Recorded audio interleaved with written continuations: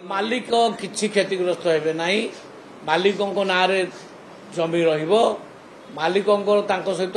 dill सी धान ने चाउल ने किसी असुविधा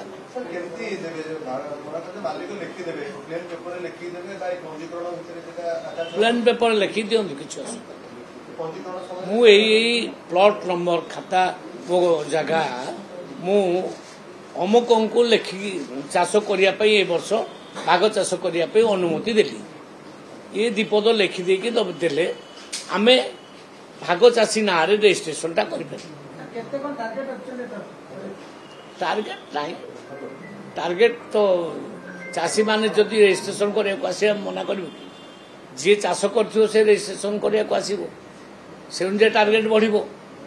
ये चाष अधिका हो टार्गेट बढ़ो देखु गत थर रबी आम 12 लाख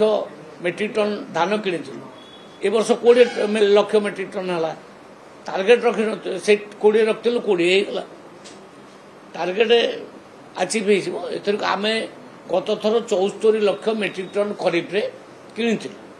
एथरक आउ बढ़ी पारे जो चाष बढ़ी आउर बढ़